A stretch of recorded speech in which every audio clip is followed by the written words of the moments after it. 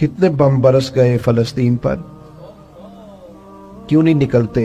एटमी ताकतें होने के बावजूद भी लोग तगड़ा बयान भी नहीं देते। क्यों नहीं देते? बुज़दिल है। मैदानों में एटमी बम से नहीं लड़ा जाता, ईमान की ताकत से लड़ा जाता है। तरस नहीं आता तुम्हें उन बच्चों पर?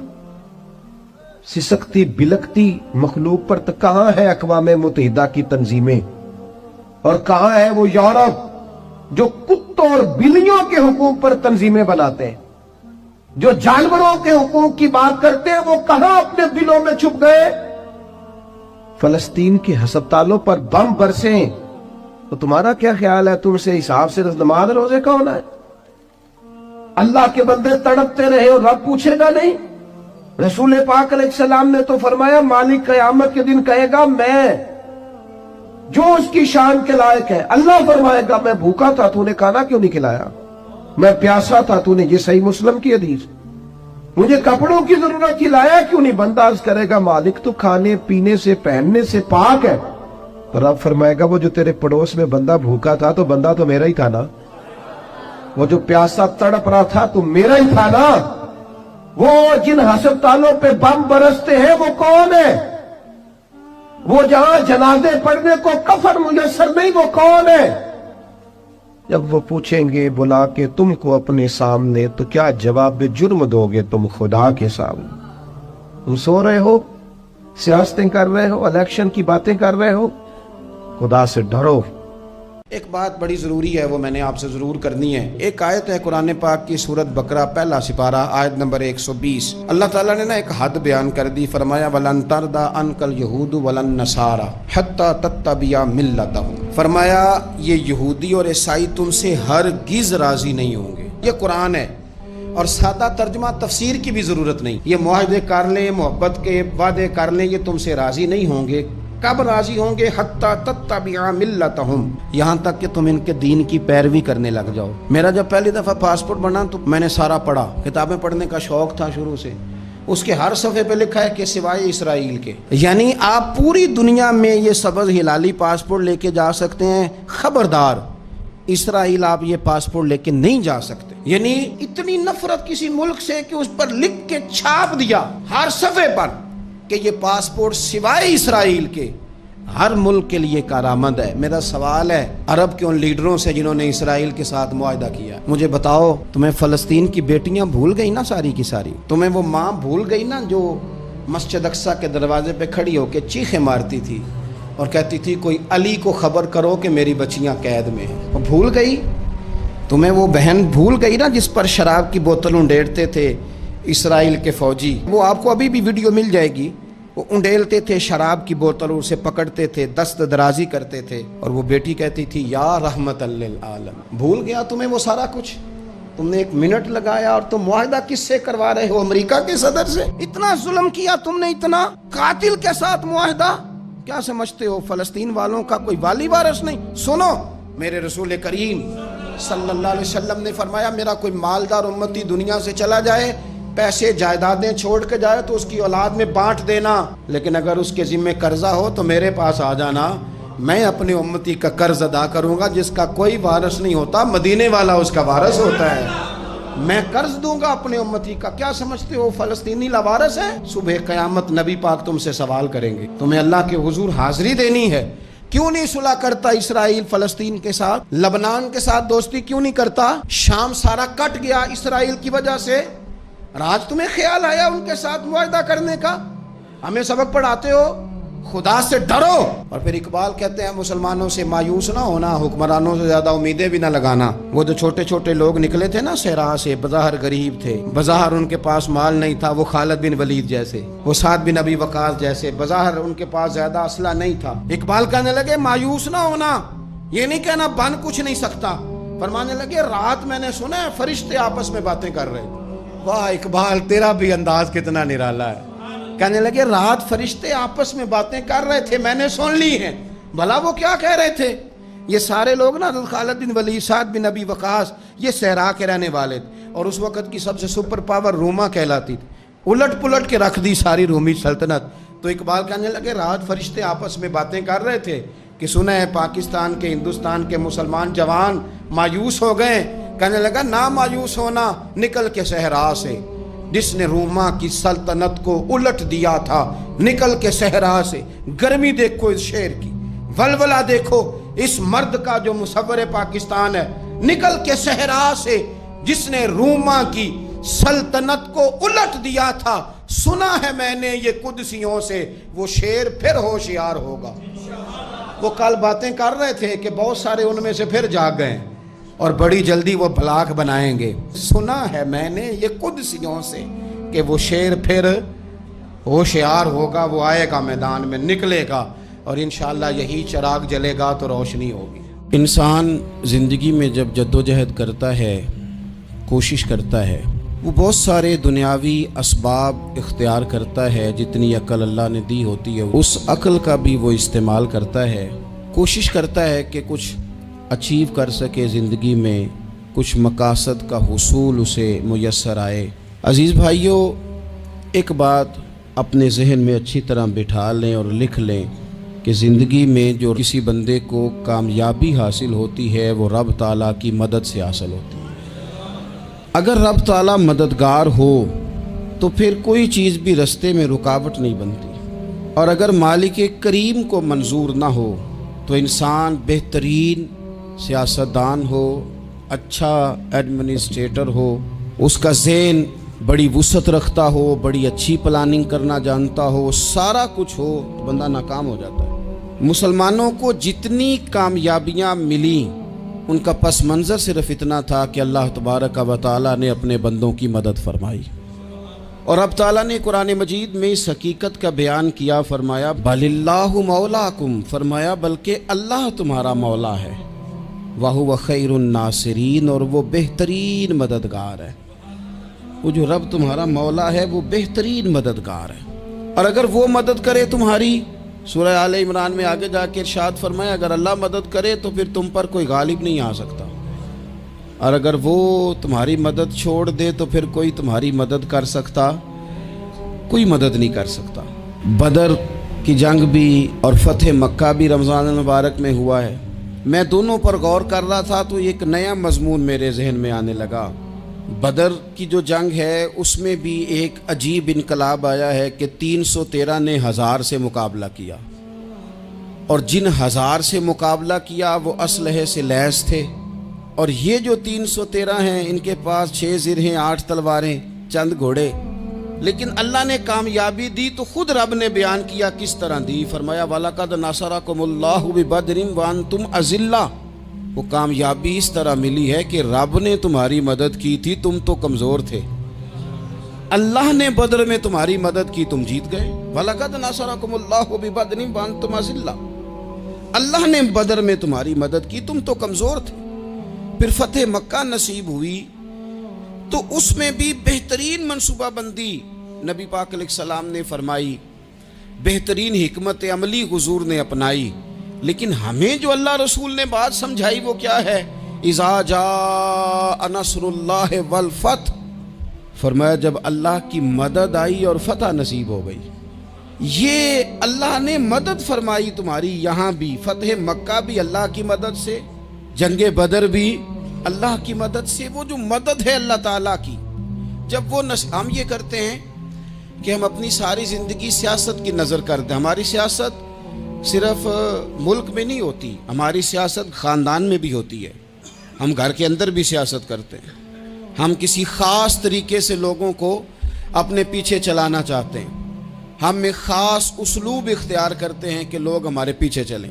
اس کا نقصان ہمیں یہ ہوتا ہے کہ سیاست جو ہوتی ہے یہ شطرنج کے ہیر پھیر کی طرح ہوتی ہے، تو اس کے راز بڑی جلدی کھلنے لگ جاتے ہیں، پتہ چل جاتا ہے کہ بندہ مخلص نہیں تھا، سیاست کر رہا تھا، طریقے سلیقے سے اس نے جوڑ کے رکھا ہوا تھا۔ ہم ہر جگہ سیاست کے بل بوتے پر چیزوں کو لے کے چلنا چاہتے ہیں، سیاستیں ناکام ہو جاتی ہیں، سیانے لوگ فیل ہو جاتے ہیں، بچتا صرف وہی ہے جس کے پیچھے رب تعالیٰ کی مدد شامل حال ہوتی ہے۔ اپنی زندگی کے اندر ہم جو کچھ بھی کر رہے ہیں، جس شعبے سے بھی ہمارا تعلق ہے، آج ہم نے اس بات پہ غور کرنا ہے کہ پہلے تو یہ غور کر لیں کہ جو کام ہم کر رہے ہیں کیا وہ کام ایسا ہے کہ اس میں اللہ کی مدد ہمیں ملے گی؟ اگر آپ کوئی معاذ اللہ ناجائز کام کر رہے ہیں، फेले हराम का इर्तिकाब कर रहे हैं तो उसमें तो मदद इलाही आएगी नहीं। पहले तो ये देखें जो कर रहे हैं वो काम मदद इलाही वाला है, और अगर अल्लाह ताला की मदद वाला वो काम है फिर उस पर गौर करें कि क्या हमने मालिक से मदद का सवाल किया है, हमें मदद मुयस्सर आ रही है। वो मैंने बुजुर्गों से एक बात सुनी थी, वो बड़ी याद रह गई। वो फरमाया करते थे काबिलियत भी बड़ी चीज़ है लेकिन कबूलियत सबसे बड़ी चीज़ है।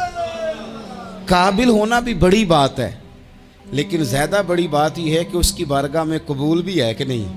अपनी ज़िंदगी में अल्लाह की मदद की तरफ बढ़ें, मालिक की मदद का हुसूल इख्तियार करने की कोशिश करें, अल्लाह के साथ अपने आप को जोड़ें। अगर अल्लाह की मदद नसीब हो, ये जो हम जितना डरते रहते हैं, सहमे रहते हैं, परेशान रहते हैं कोई क्या कर देगा, हमारे यहाँ ना हर शोबे में माज़अल्लाह एक माफिया है, इल्ला माशाअल्लाह। वो माफिया कहता है मेरे साथ मिलोगे तो मैं चलने दूंगा वरना मैं नहीं चलने दूंगा, मार्केट में आ ही नहीं सकता फलाना बंदा क्योंकि यहाँ हमारा कब्जा है। और मेरे भाई फिर बहुत सारे लोग जिनकी नीयतें और इरादे बड़े अच्छे होते हैं शुरू में, वो भी उस माफिया का शिकार हो जाते हैं और उनके रंग में रंग जाते हैं।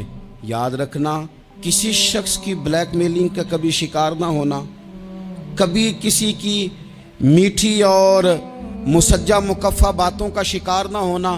कोई क्या कर सकता है अगर अल्लाह मददगार हो तो। जिसको रब करीम उठाना चाहे उसे कोई गिरा सकता है। हम ये डरे डरे सहमे परेशान फैसला करने की ताकत नहीं, मुझे चलना चाहिए कि नहीं, उठना चाहिए कि नहीं, करना चाहिए। उठ बांध कमर क्यों डरता है, फिर देखो खुदा क्या करता है। हज़रत अब्दुल्ला इब्न अब्बास फरमाते हैं मेरे नबी पाक अलैहिस्सलाम ने मेरी तरबियत फरमाई, हुजूर ने मेरी तरबियत फरमाई। और महबूब पाक अलैहिस्सलाम ने फरमाया अब्दुल्ला याद रखना, ये नौजवान दोस्त मेरी बात लिख लें, परेशान लोग मेरी बात लिख लें, जिनके पास कुव्वत फैसला नहीं वो इस बात को लिख लें। हज़रत अब्दुल्ला इब्न अब्बास फरमाते हैं मेरे नबी पाक अलैहिस्सलाम ने मुझसे फरमाया था अब्दुल्ला सुन, अगर सारी दुनिया मिल के तेरा कोई नफ़ा करना चाहे कर नहीं सकती जब तक मेरे रब की रज़ा ना हो।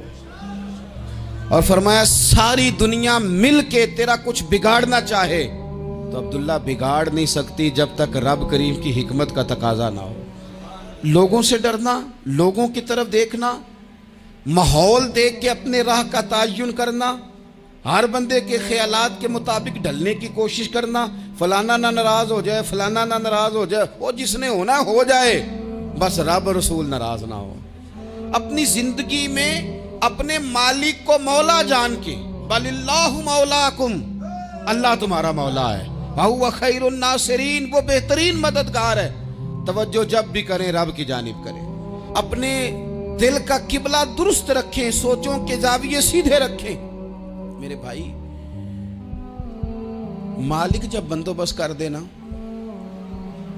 जब मालिक बंदोबस्त कर दे फिर ऐसा बंदोबस्त करता है कि लोगों के पास ना चारा नहीं रहता।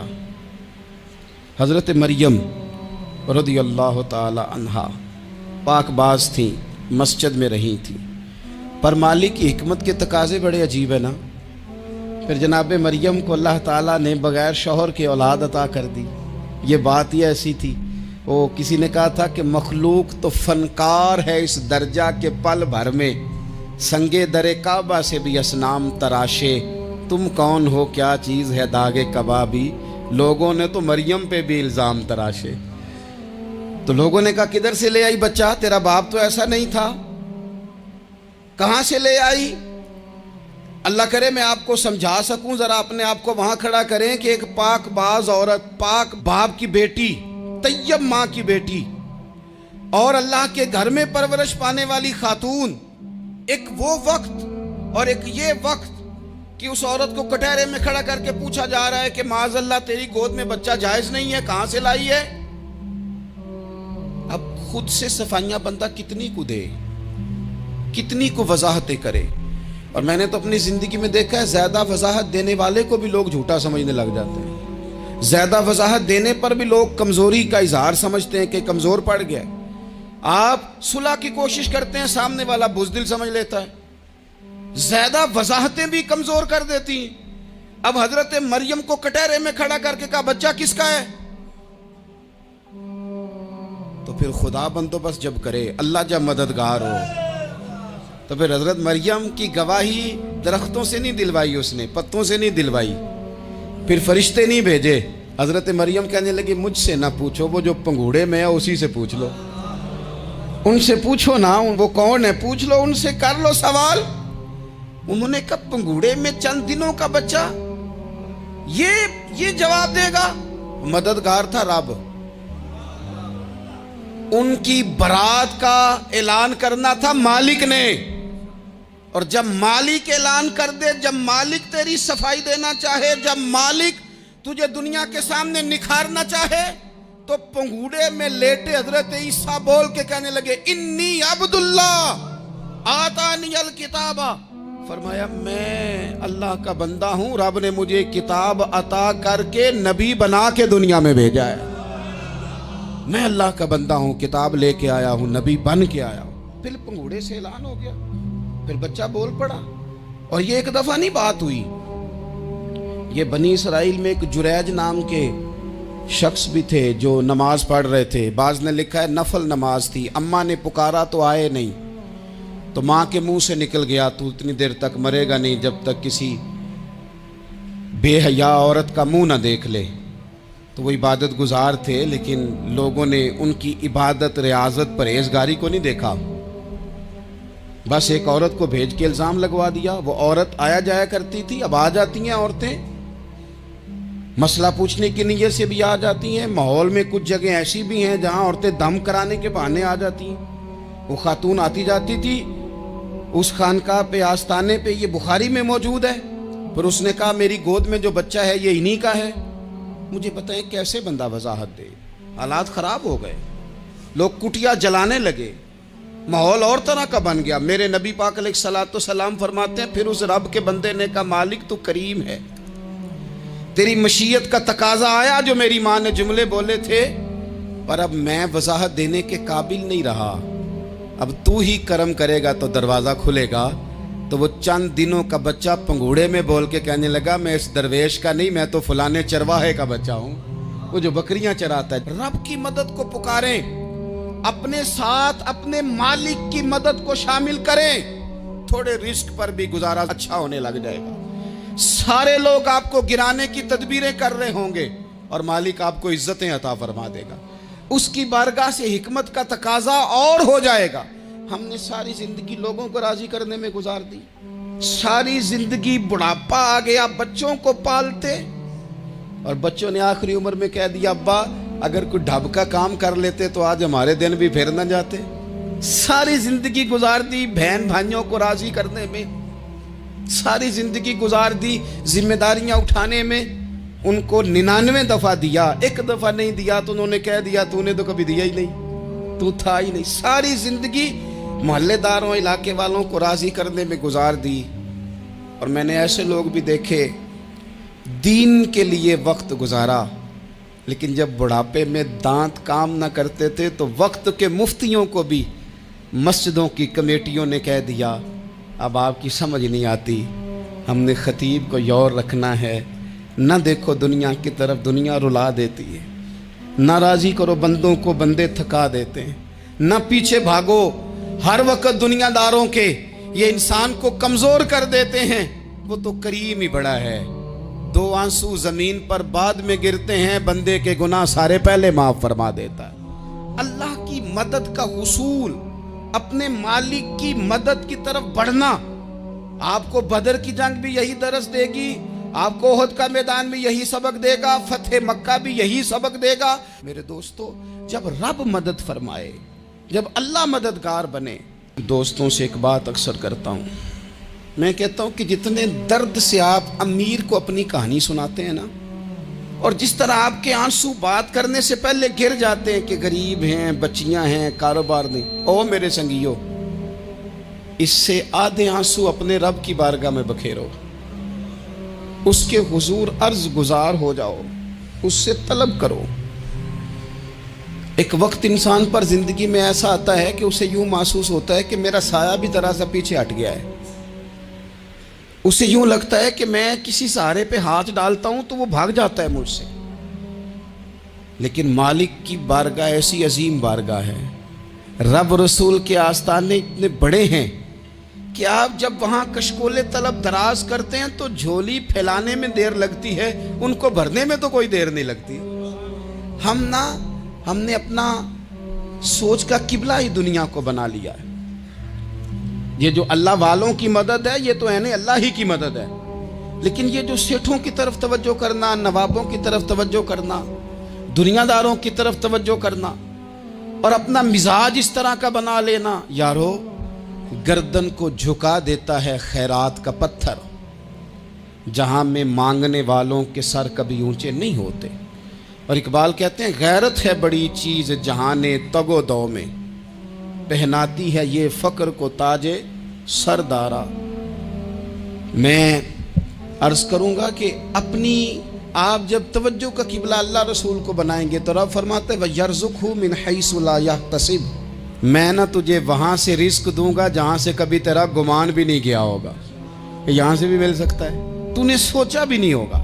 بخاری شریف میں حدیث ہے، حضرت جابر ابن عبداللہ فرماتے ہیں نبی پاک صلی اللہ علیہ وسلم نے 300 لوگوں کا ایک لشکر روانہ کیا کسی مہم کے لیے، کسی جہاد کے لیے۔ حضرت ابو عبیدہ بن جراح رضی اللہ تعالیٰ عنہ امیر لشکر تھے۔ فرماتے ہیں غربت اتنی زیادہ تھی، بھوک اتنی زیادہ تھی کہ ایک ایک کھجور دن میں ایک وقت کھانے کو ملتی تھی، اور کچھ دن ایسے آئے کہ اب کھجور بھی نہیں مل رہی۔ فرماتے ہیں اتنی زیادہ بھوک لگی مجاہدین کو 300 بندہ پتے کھا کے گزارا ہونے لگے، یہ بخاری میں موجود ہے۔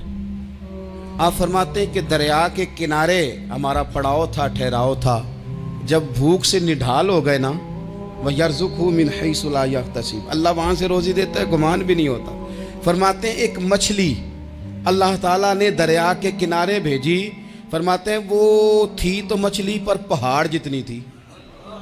بخاری میں لفظ ہیں، حضرت جابر ابن عبداللہ رضی اللہ تعالیٰ عنہ فرماتے ہیں 300 آدمی 18 دن تک اس مچھلی کو کھاتے رہے، مچھلی ختم ہی نہیں ہوئی۔ مچھلیاں نہیں، مچھلی کہتے ہیں 18 دن 300 بندہ کھاتا رہا، مچھلی ختم ہی نہیں ہوئی۔ اور فرماتے ہیں کہ اس کی ہڈی نکال کے، کانٹا کہیں گے آپ اپنی زبان میں، کہتے ہیں وہ نکال کے نا تو اس کو کھڑا کیا نا جب، تو اونٹ کجاوے سمیت اس کے بیچ سے گزر جاتا تھا، 2 اس کے کانٹے جوڑے۔ فرماتے ہیں وہ اس کا گوشت ہم کھاتے تھے اور اس کی چربی بطور تیل کے ہم جسموں پہ ملتے تھے، بیماروں کو اس سے سکون آتا تھا، تندرستی شفا ہوتی تھی۔ فرماتے ہیں ہم کھایا بھی ہم نے اور کچھ لے کے ہم مدینے بھی گئے، اور قربان جائیں نبی پاک نے بھی اس میں سے کھایا۔ ہم نے عرض کی حضور یہ معمہ کیا ہے، یہ ماجرا کیا ہے؟ تو محبوب نے فرمایا تمہارے پاس غذا نہیں تھی، رب نے تمہارے لیے بندوبست کیا ہے، اللہ نے تمہیں دیا ہے۔ مکان شروع کر لیا، ایک صاحب نے وہ مکان بنانے لگے، آپ وہ حساب لگا رہے ہیں، کہتے ہیں میرے پاس اتنے پیسے ہیں، اتنے میں نے فلانے دوست سے کہنا ہے اس نے دے دینے، اتنے فلانے رشتہ دار سے کہنا ہے اس نے دے دینے، اتنے فلانے سے کہنا ہے اس نے دے دینے۔ یہ ساری کاپی بنا کے مکان شروع کر لیا۔ جو روز کہتا تھا نا کوئی حکم ہو جاتے 10 سب سے پہلے اس کو کہا میاں پیسے چاہیے دن، وہ کہندا ہو کل ہی منڈا ٹوریا ہے، کہتے تو پرسوں 10 داتے لب جانے سن۔ میں آپ کو اپنے تجربے کی بات بتا رہا ہوں۔ جن لوگوں کا خیال ہوتا ہے نا کہ آپ سٹارٹ کریں فلانا کام، ہم آپ کے ساتھ ہیں، اللہ کا ہی کوئی نظام ہے، وہ بالکل بھی نہیں ساتھ ہوتے۔ لیکن ایسا نہیں ہے کہ کوئی ساتھ نہیں ہوتا، اللہ تعالیٰ بڑے اسباب پیدا کرتا ہے، وہاں سے دیتا ہے جہاں سے گمان بھی۔ ہمارا یہ ذہن بن جاتا ہے ہم ساری اپنے حساب سے چلتے ہیں، اتنے رشتہ داروں سے، اتنے، کون آپ کے ساتھ چلے گا؟ سوال ہی نہیں پیدا ہوتا۔ یہ سارے کام چھوڑ کے سب سے پہلے 2 رکعتیں پڑھو، اپنے رب کی بارگاہ میں، رسول کائنات کی بارگاہ میں گزارشات اور استغاثے پیش کرو، وہاں سے خیر طلب کرو۔ دنیا دار کیا دیں گے، کیا دے سکتے ہیں، کیا حیثیت ہوتی ہے کسی؟ اللہ کہتا ہے وہاں سے دوں گا۔ تو جو اللہ مال دے وہ لینا چاہیے کہ رشتہ داروں کا مال دیکھنا چاہیے؟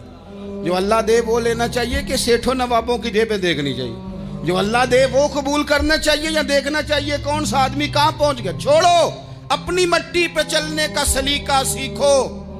کسی کے سنگ مرمر پہ چلو گے تو پھسل جاؤ گے، پھسل جا۔ اس پر ایک اور بات عرض کر دوں صحیح بخاری سے، मुस्लिम से। एक और बात, कुछ चीज़ें ऐसी हैं जिनसे अल्लाह की मदद आती है, मदद मिलती है।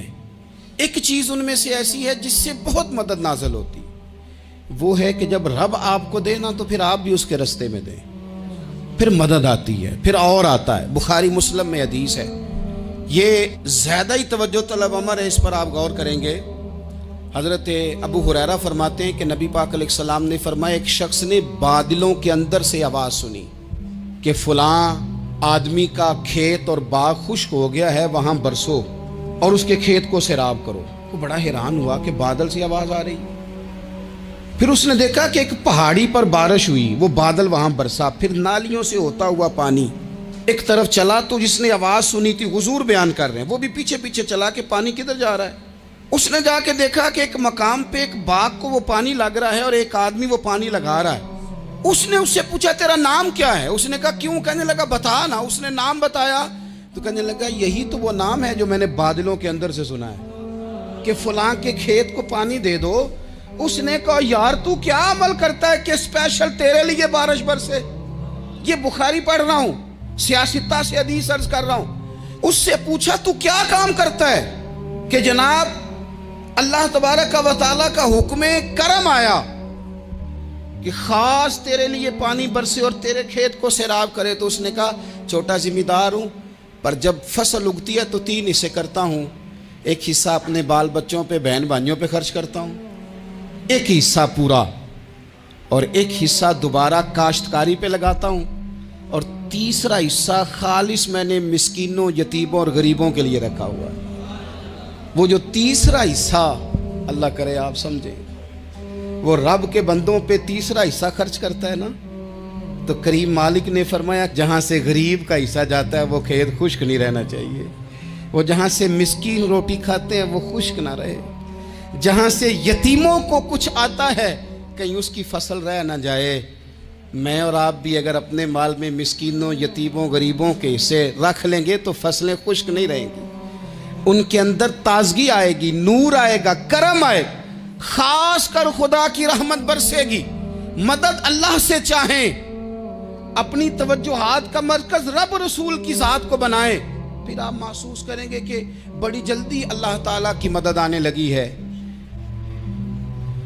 कभी आप सिर्फ कह देना, मेरा रब मेरे साथ है, इस लफ्ज़ में इतनी ताकत है कि दुश्मन वैसे ज़ेर हो जाता है। ज़िंदगी में किसी से भी लड़ाई हो, अच्छी तरह सोच लें कि अल्लाह उस तरफ है या इस तरफ है। अगर आप ज़्यादती पे हैं तो फिर रब मजलूम की जानिब है। अगर अल्लाह की मदद आपके साथ है तो दुनिया की कोई ताकत आपको गिरा नहीं सकती। और अगर आप मजलूम के मुकाबले में जालिम बन के आप खड़े हो गए हैं और आपने रवैया वो इख्तियार किया है कि जिसमें मदद नहीं आएगी, तो फिर याद रख लें कि आप कोई भी हैं, कहाँ भी हैं, आप कमज़ोर हैं। ताकतवर थे इब्तदाए इस्लाम में, ज़ाहिरी ताकत थी कुफारे मक्का के पास, वो डंडों से मारते थे गरीबों को, उनके हाथों में डंडे थे, पर खुदाई ताकत इन मजलूमों के साथ थी। साहिब ज़ुरकानी ने लिखा है, हज़रत ज़ुनैरा रदी अल्लाह ताला अन्हा एक लौंडी हैं, गरीब हैं, माड़े दा की काम मोहम्मद नस जाना या रोना, गरीब सादी बीबी और लौंडी कनीज़ा, एक मुशरक की कनीज़ा थी, इन्होंने कलमा पढ़ लिया। वो डंडों से मारता, दुर्रों से मारता, तकलीफ़ देता। हज़रत ज़ुनैरा रदी अल्लाह ताला अन्हा को इतना मारा, इतना मारा। अब आप एक और पहलू पर भी गौर करें, मार भी पड़ रही है पर खुदा इधर ही है, अल्लाह की मदद इधर ही है। रब कहता है कि पहले तू सब्र करना, इन्नल्लाह माअस साबिरीन, तू सब्र करेगा तो फिर रब की मैयत मिलेगी। ज़रा ठहरना, तू थोड़ा डटना। इन्नल्लज़ीना क़ालू रब्बुनल्लाहु सुम्मा इस्तक़ामू ततनज़्ज़लु अलैहिमुल मलाइका, तू कह अल्लाह मेरा रब है, फिर तू पहले डट, पहले तूने डटना है। सुम्मा इस्तक़ामू, जो डट गया, ततनज़्ज़लु अलैहिमुल मलाइका, डटने वाले के लिए मदद आती। पहले थोड़ा ठहरना पड़ता है, पहले थोड़ा सब्र करना पड़ता है, हौसला करना पड़ता, उसके बाद मदद आती। मार पड़ रही है, मारा जा रहा है। हज़रत ज़ुनैरा को उनका मालिक जो है, ज़ाहिरी आका, वो मार रहा है। ये कनीज़ा है, इतना मारा, इतना मारा ان کی بینائی چلی گئی, نظر آنا بند ہو گیا. ابو جہل آیا اور کہنے لگا زنیرہ دیکھا نا ہمارے بت تیری آنکھیں لے گئے معاذ اللہ, لات و منات ہمارے بتوں نے تجھے اندھا کر دیا. اب ایسا نہیں ہے کہ بی بی روتی جا رہی ہے, مایوسی معاذ اللہ, پریشانی, غریبی بڑی ہے, پوچھنے والا کوئی نہیں, یہ باتیں نہیں. کیا جملے ہیں خاتون کے, کیا لفظ ہیں. ابو جہل نے تنزیہ کہا معاذ اللہ, کہنے لگا دیکھا نا ہمارے بتوں نے تجھے اندھا کر دیا. تو جناب زنیرہ آنکھوں کی بینائی گئی ہے اور رات کو گئی ہے, دکھ ابھی تازہ ہے, لیکن اللہ پہ جو توکل ہے, اپنے مالک سے جو رشتہ ہے وہ اتنا مضبوط ہے, اتنا طاقتور ہے, اس میں اتنی گہرائی ہے کہ حضرت زنیرہ بول کے نا اتنی قوت سے بولی, اتنی طاقت سے بولی کہ پورے کفر پر لرزہ طاری ہو گیا. فرمانے لگی تمہارے بتوں کی کیا اوقات ہے کہ وہ میری بینائی لے جائیں, یہ میری رب کی حکمت کا تقاضا ہے. جب تک اس نے چاہا زنیرہ دیکھتی رہی, اور جب اس نے چاہا زنیرہ کی آنکھوں کی بینائی چلی گئی, اور اگر وہ چاہے گا نا تو بینائی واپس بھی کر دے گا. اگر ہو ذوق یقین پیدا تو کٹ جاتی ہیں زنجیریں, اگر وہ چاہے گا تو بینائی آ بھی جائے گی. حضرت زنیرہ نے رات کو یہ لفظ کہے, ابو جہل اور سارے کفار ڈر کے سن کے چلے گئے. آپ اطمینان سے آ کے بستر پہ سوئی. جب سویرے اٹھی تو اللہ نے آنکھوں کی روشنی واپس کر دی تھی. آنکھوں کی اب چھڑی پکڑی ہے, بازاروں میں گھومتی ہے, کہتی ہیں بلاؤ کدھر ہے تمہارے لات و منات, دیکھو میرے رب نے روشنی واپس کر دی.